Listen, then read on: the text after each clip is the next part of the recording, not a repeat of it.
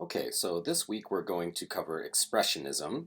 And, for all of these movements, I just want to let you guys know that, I'm giving you a really brief description here. You can read, there's books and books and books and all kinds of commentary about these movements and the various disciplines. These movements weren't necessarily restricted to painting, right? All of these movements can be, you can find parallels in music and theater and poetry and writing. So just know that these movements are a lot more expansive than what I'm presenting to you here in these short videos. But when it comes to expressionism, this was developed in Germany, at the beginning of the 20th century, kind of around World War One, and these movements, they're always kind of related to what's happening in the times, but expressionism here, you can think of this as the opposite of impressionism. So expressionistic painters were far less concerned with things like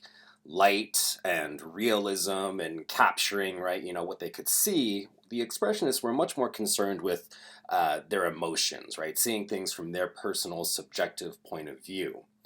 A lot of the themes in expressionism are related to a lot of what was happening in the world, and you know, in the philosophies and the disciplines, right? They're coming after people like Nietzsche, who are writing about despair and anxiety, and right, just kind of and these painters were finding ways to channel a lot of these emotions into their painting, right? So, like I said, they're no longer concerned with what they're seeing, and it's much more an interpretive and expressive, hence the term expressionism, right? It's much more reliant upon their emotions, right?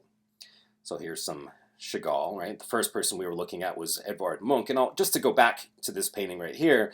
So this painting, I'm sure if you've never seen this painting before, this is a really important painting to this movement.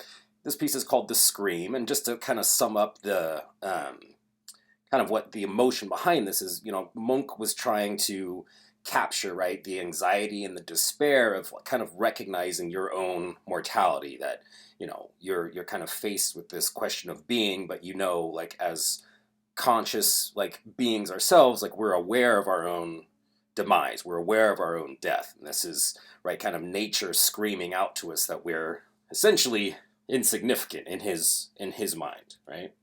So coming back to Chagall here, right?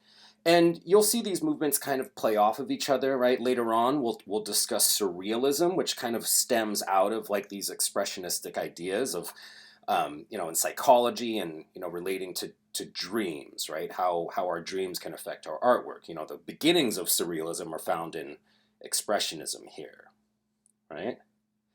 So this is just to provide you with more context, right? Painting isn't always necessarily about observational like techniques, right? A lot of this is emotional, right? Here's Basquiat, a lot of his works. And again, so I would just encourage you to, kind of do your own independent, research into these. If you find, the reason why I want to cover a lot of these movements in the course is I want you to find, which way of working resonates with you as an artist and as a painter, and what things are important to you. So, if these movements, right, if you find yourself more interested, right, I'm always, you can contact me. I can give you more information, right? The internet is going to be a better tool than I can be, but just know that these movements are, and just because they started, right, the expressionism and impressionism, like these movements are all with us today. Today there isn't really a way of like kind of looking at painting through one lens, right? So just things to remember with expressionism, right? You can think of it as the opposite of impressionism. The artist is attempting to present the world from their own perspective, right? They're far more interested in like the emotional and mental experiences over physical and natural reality. And not always, but oftentimes there's common themes of anxiety and despair, but not always, right? Okay,